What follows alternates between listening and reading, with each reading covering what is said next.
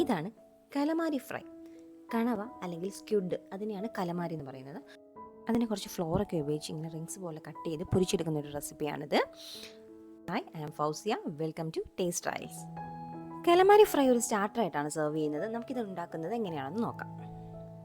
കണവ കട്ട് ചെയ്ത് ക്ലീൻ ചെയ്തെടുക്കുക. ഇതുപോലെ റിങ്സ് ആയിട്ട് കട്ട് ചെയ്തെടുക്കണം. എന്നാലാണ് ഇങ്ങനെ ഉണ്ടാക്കാൻ പറ്റാവുന്നത്. ഇനി നമ്മൾ 3 ബൗൾസ് എടുക്കുക. ഇനി ഓരോ ബൗൾസിലേക്കും നമുക്ക് ആവശ്യമായിട്ടുള്ള ഇൻഗ്രീഡിയൻസ് എടുക്കാം.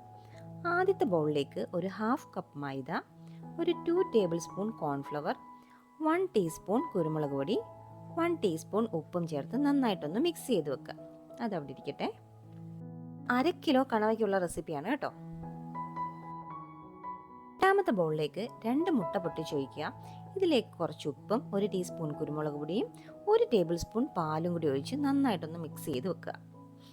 ഇനി അടുത്ത ബൗൾ എടുക്കുക. അടുത്ത ബൗളിലേക്ക് നമ്മുടെ ബ്രെഡ് ഉണ്ടല്ലോ, അത് മിക്സിയിലിട്ട് ഒന്ന് നന്നായിട്ട് പൊടിച്ചെടുക്കുക. ഒരു 4 ബ്രെഡ് പൊടിച്ചെടുത്തിട്ടുണ്ട്. ഇനി ഈ 3 ബൗൾ ഇങ്ങനെ നിരത്തി വെക്കുക. കണവയുടെ ഒരു റിങ് എടുത്തിട്ട് ആദ്യം നമ്മൾ ഈ മൈദയിലൊന്ന് കോട്ട് ചെയ്തെടുക്കുക. എന്നിട്ട് അതിനെ മുട്ട മിക്സിലേക്ക് ഇടുക. അതിന് ഒന്ന് ഡിപ്പ് ചെയ്തതിന് ശേഷം ഈ ബ്രെഡ് ക്രംസിലിട്ട് നന്നായിട്ടൊന്ന് കോട്ട് ചെയ്തെടുത്തിട്ട് ഒരു പ്ലേറ്റിലേക്ക് മാറ്റി വെക്കുക. ഇങ്ങനെ എല്ലാം അങ്ങനെ ചെയ്തെടുക്കണം. ഇതുപോലെ എല്ലാ റിങ്സും ചെയ്തെടുത്തിട്ടുണ്ട്.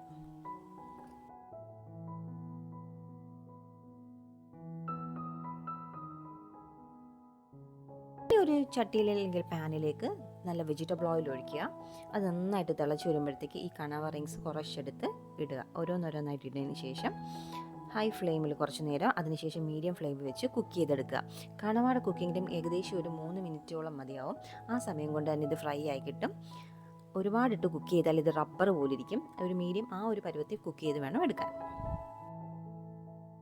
ഏകദേശം കുക്കായി വന്നിട്ടുണ്ട്. നമുക്കിത് എടുത്ത് മാറ്റി വെക്കാം. ബാക്കിയുള്ള കണവയും ഇതുപോലെ ഫ്രൈ ചെയ്തെടുക്കാം.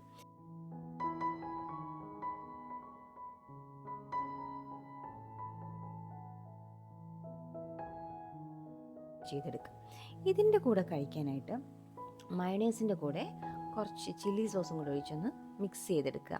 അത് നല്ലൊരു കോമ്പിനേഷനാണ് കേട്ടോ. ഇത് രണ്ടും കൂടെ മിക്സ് ചെയ്തതിന് ശേഷം നമ്മൾ കണവ അല്ലെങ്കിൽ കലമാരി ഇതിൽ ഡിപ്പ് ചെയ്തിട്ട് കഴിച്ചു കഴിഞ്ഞാൽ അടിപൊളി ടേസ്റ്റാണ്. എന്തായാലും ഇനി കണവ കിട്ടുമ്പോൾ ഒന്ന് ട്രൈ ചെയ്ത് നോക്കണം കേട്ടോ. ഇതൊരു മെഡിറ്ററേനിയൻ ഡിഷാണ്. യൂറോപ്പിലും ഒക്കെ ഇത് ഫേമസ് ആയിട്ടുള്ളൊരു ഡിഷാണ്. ഈ റെസിപ്പി നമുക്കൊരു കേരള സ്റ്റൈൽ ആക്കണമെങ്കിൽ ഇതിനകത്ത് നമുക്ക് വേണമെങ്കിൽ സ്പൈസസും മസാലസും ഒക്കെ ആഡ് ചെയ്യാം. അങ്ങനെ ചെയ്യുമ്പം ഇതിൻ്റെ ഒരു ഒതൻറ്റിക് ടേസ്റ്റ് വരത്തില്ലെന്നേ ഉള്ളൂ. പക്ഷേ നമുക്കിഷ്ടപ്പെടും കുറച്ചുകൂടെ സ്പൈസി ആയാലും.